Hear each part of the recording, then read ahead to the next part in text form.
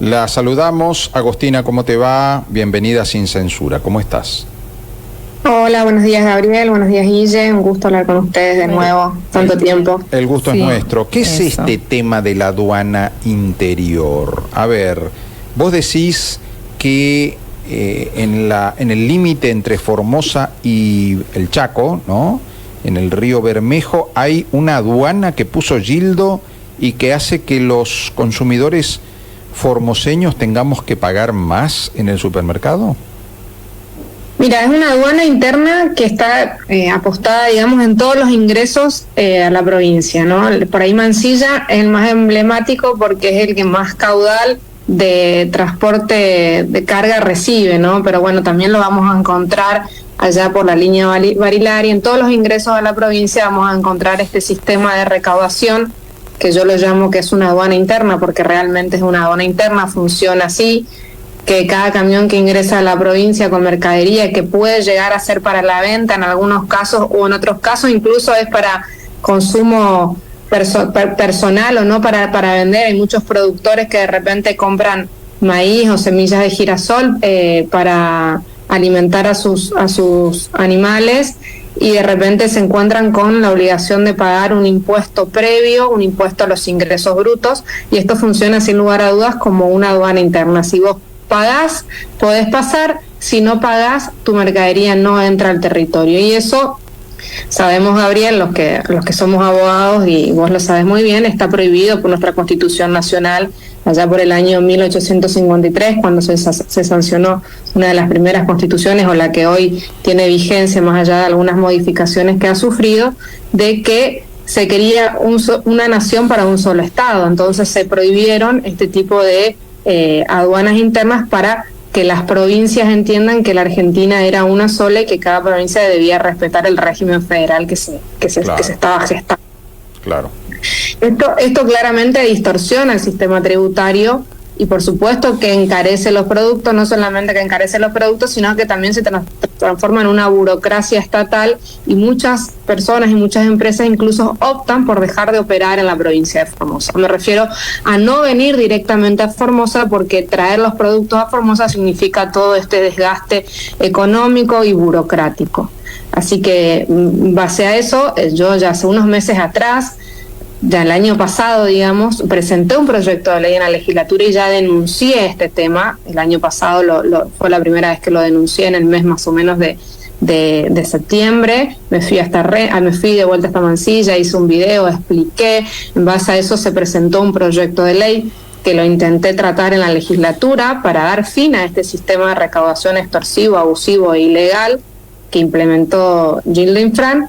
Bueno, claramente los diputados de Infran, del oficialismo, se negaron a tratarlo, y bueno, entonces me veo obligada de vuelta a insistir con este tema, porque creo que es importante que Formosa sepa, que la ciudadanía sepa que el sector privado que intenta crecer o producir o comerciar en Formosa se encuentra imposibilitado por un Estado, por un gobierno que decide sin lugar a dudas ponerle un pie sobre la cabeza al sector productivo y privado, no permitiéndole crecer. En vez de incentivar la industria, el crecimiento, el desarrollo y la generación de puestos de trabajo, parece que el Gildo está con la idea fija de destruir al sector privado y que todos seamos dependientes netamente de él, ¿no? Así también después controla mucho más fácil el momento de las elecciones. Mónica Rodríguez nos escribe y dice: pasa con las pequeñas pymes, nos cobran para meter nuestra mercadería,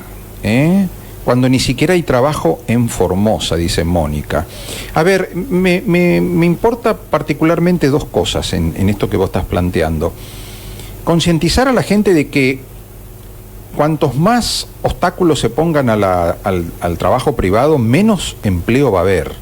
A esa mamá que está preocupada porque su hijo no consigue laburo y que se quiere ir de Formosa, le digo, esto que cuenta la diputada Vilaggi es importante, porque si nosotros le ponemos palos en la rueda a los pequeños empresarios, a los que se animan a poner su plata, que la tienen ahorrada abriendo un local, asumiendo el riesgo, contratando empleados, contratando al hijo de esta señora que está preocupada porque su hijo no tiene empleo, Y después resulta que este hombre, bueno, voy a vender cucuruchos en el circuito 5, pero cada vez que viene el camión de los cucuruchos le cobran un impuesto extorsivo, le ponen palos en la entrada, no permiten que ingrese el camión si no paga esto nuevo que inventó el gobierno provincial, y bueno, se va a fundir el que vende cucuruchos. Aparte tenemos que entender que la naturaleza del impuesto a los ingresos brutos, que ya con el gobierno de Macri se pensaba derogar este impuesto, justamente Macri había firmado un convenio con las provincias para que se haga una derogación paulatina de este impuesto, que es sumamente... no permite el crecimiento, no permite que una empresa crezca, porque debe tributar o pagar impuestos sobre la ganancia, ni siquiera sobre la ganancia, sobre los ingresos que tiene o factura al mes. Este sistema de recaudación que puso Gildo es pagar antes de que venda. Claro. Entonces yo creo que pagar algo que no sé si voy a vender en el futuro, ¿me entendés? Y el impuesto a los ingresos brutos es pagar sobre los ingresos. No puedo pagar sobre algo que todavía no sé si voy a vender. Ejemplo. Porque capaz que yo compro 100 cucuruchos y vendo 50, sí, y los otros 50 no vendo. Igual porque se me echan a perder, porque no hay mercado, por lo que fuese. Igual tengo que pagar el impuesto. De contingencias que puedan suceder en una empresa que vende productos a consumidor final. Incluso hay situaciones en las que ni siquiera es para consumidor final, sino que es para consumo propio, como te decía el ejemplo de productores que de repente compran alambrado en otras provincias porque acá no se consigue, y cuando viene el camión intentando traerle eso, le dicen, no, bueno, pero esto tiene que pagar un impuesto a los ingresos brutos. ¿Por qué si esto es para mí? Yo no voy a revender esto. Claro, igual. ¿Entiende? Y así que... Y la gente tiene, como bien decías, Gabriel, la gente tiene que concientizarse de que cuanto más trabas al sector privado le ponemos, más en esta situación de crisis que venimos atravesando con la inflación que hay, con la necesidad de generar certidumbre, si nosotros seguimos insistiendo en ponerle un pie sobre la cabeza al sector privado, claramente Formosa se va a seguir empobreciendo. Totalmente. Eso la gente tiene que entender. Cuando uno no ayuda, no incentiva, no establece políticas claras en materia jurídica, en materia impositiva, las empresas deciden, como te digo que sucede, porque he escuchado mucha gente que me ha dicho, o incluso mensajes privados que recibo en mi Instagram después del video, dice, nosotros decidimos no operar más en Formosa, no ir más a Formosa a trabajar, no llevar más nuestra mercadería. Le decimos a nuestros clientes que no le vamos a llevar más la mercadería porque tenemos que atravesar toda esa situación de manoseo, aparte que uno llega al límite. Imagínense los camioneros que vienen viajando casi siempre desde distancias largas, recorriendo el país, se encuentran con esa situación donde los hacen bajar, los tienen al rayo del sol esperando, que tienen que pagar ahí. Claramente la gente ya decide no venir más. Totalmente. Cada vez nos vamos aislando más de la Argentina y de la producción o de lo que se produce en Argentina. Totalmente. Y te saco un minutito de esto, te dejo en el terreno de los comerciantes, pero te llevo a otra cuestión. Estoy mirando que en el circuito 5 asaltaron el autoservicio El Chileno. La policía investiga, se sustrajo una importante suma de dinero en el supermercado ubicado sobre Avenida Ribereña del circuito 5. Hay cada vez más asaltos y por supuesto los ladrones apuntan a los comercios porque suponen que ahí hay dinero de la recaudación, ¿no? Esta situación de inseguridad, Agostina, ¿cómo porque no se escucha? A ver, como que el gobierno no habla de la inseguridad, como que no le preocupa o como que no quiere aceptar de que hay inseguridad. ¿Qué pensás vos como opositora? No, yo creo que la inseguridad en Formosa hace rato que se está viviendo. No solamente pasa en Capital, sino que en el interior de la provincia también pasa, y mucho.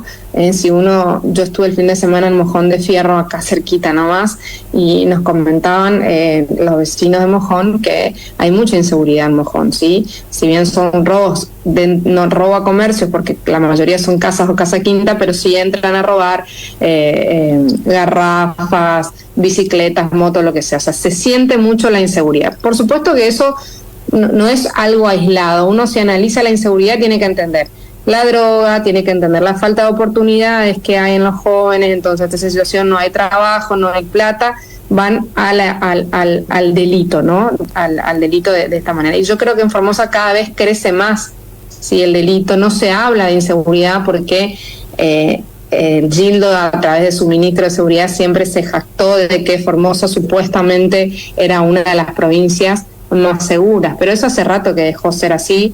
Ya no se vive con la tranquilidad que se vivía hace 10 o 15 años atrás. Hoy la inseguridad golpea fuerte, en los barrios se siente más que nada, por ahí el centro está un poco más controlado, pero sin lugar a dudas la inseguridad es producto de todo esto que yo te digo, la falta de oportunidades, la droga que cada vez entra más a los jóvenes, ¿no? Con tanta permeabilidad que entra, que se consume, sin una frontera tan laxa también que permite de repente el robo de motocicletas porque se sabe que en 5 o 10 minutos ya está del otro lado del país, y eso obviamente es todo un terreno que permite, ¿no?, que el delito crezca, y una policía que obviamente está letargada, que no trabaja, que no funciona, y siempre va atrás de los hechos. En realidad tendría que estar para prevenir, para evitar, y tenemos una policía que corre atrás de los hechos porque después nunca agarran a nadie, o si agarran de vez en cuando. O sea que claramente es un problema que yo no sé que me imagino que no está en la agenda, del gobernador ni del ministro González, que está a cargo de la cartera de seguridad. Bueno, hoy comentábamos más temprano que el administrador del IPB, Ughelli, dijo que había un concejal que estaba planteando el tema de los títulos de propiedad y que eso es molestar a la gente. Vos, Agostina, también estuviste con reclamos al IPB por el tema de los sorteos de las viviendas. A vos también te dicen, che, no, déjate de molestar, estás molestando a la gente.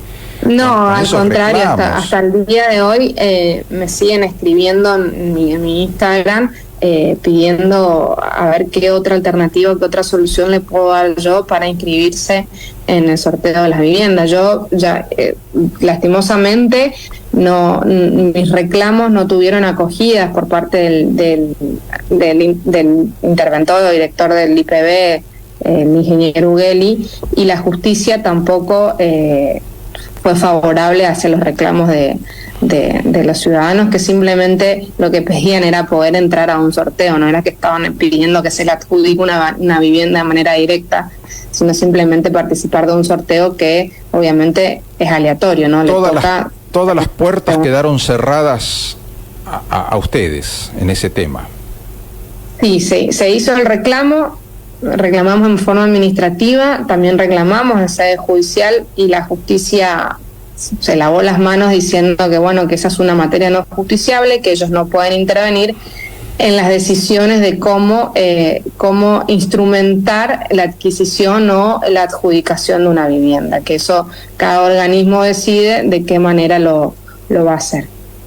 Bueno, pero a ver, hay derechos consagrados en la Constitución Nacional, como el acceso o la posibilidad de acceder a una vivienda, que de esta manera, ¿no?, de decidir cómo instrumentar el sorteo, claramente vulneran muchos de los principios constitucionales. Si te dicen, anótense, hoy a la mañana se van a anotar todos los que quieran participar, y a los 10 minutos dicen, ups, se colgó el sistema y después ya está todo, ya no tenés más oportunidad. Incluso, entonces... Yo pedí varias veces, insistí mediante nota, porque la verdad que llegar a los funcionarios públicos de Infran es muy difícil. Uno va a las oficinas, intenta hablar. Yo soy representante del pueblo, o sea que me deberían atender, es lo que corresponde. Tengo legitimación para eso. Me eligieron muchísimos formoseños para que esté hoy sentada en la Cámara de Diputados, y me deberían recibir sin necesidad de que yo presente notas de manera reiterada, ¿no? Yo presenté muchísimas notas al IPB y ninguna pidiendo audiencia con Ughelli, y ninguna me fue contestada, y las veces que fui a pedir a hablar con él nunca estaba, o siempre están en reunión. Y sucede cuando uno va a cualquier tipo de oficina pública, uno va a Repsa, pide hablar con Villalba y te dicen lo mismo, ¿no? Nunca están dispuestos al diálogo, y uno va al diálogo porque entiende que puede aportar ideas, decir, bueno, mira cómo podemos resolver de esta manera, podemos ver qué sucede en otras provincias o cómo se instrumenta en otras provincias el sistema de adjudicación de vivienda, y de esa manera podemos traerlo a Formosa, implementarlo en Formosa. Hay varias provincias que tienen la inscripción abierta durante un periodo de 6 meses, 4 meses, entonces uno tiene tiempo de inscribirse. Acá recordemos, y no 2 horas, 4 horas y colapsa el sistema. Una mañana nada más y enseguida colapsó el sistema y la gente se quedó afuera. Por eso. Porque imagínate que hay un déficit habitacional tan grande en Formosa, claro, en donde si uno abre una inscripción en la vivienda, que es una manera de acceder a un techo digno, que hay mucha gente que la única manera de poder tener una casa es a través de una vivienda social como las que se construye con fondos nacionales, porque son viviendas que se construyen con dinero nacional, no salen de las arcas del Estado provincial, están a la expectativa durante tanto tiempo, 1 año, 2 años, para poder inscribirse, más vale que en 2 horas un sistema va a colapsar, ¿no? Y hay mecanismos para evitar eso. Entonces lo que falta es una decisión política, ¿sí? Y también yo entiendo, a veces pienso que no les interesa a la gente realmente, ¿sí? No les importa eso, por eso actúan de la manera que actúan, porque si a vos te interesaría la gente, si vos realmente querés resolverle el problema a la gente, lo harías de otra forma, porque hay formas de resolverlo. Seguro. No es que esta es la única manera y de acá no podemos salir porque si no hacemos así no funciona. Así es. Agostina, gracias. Gracias por gracias atendernos a vos, Gabriel, por y por dedicarnos tiempo.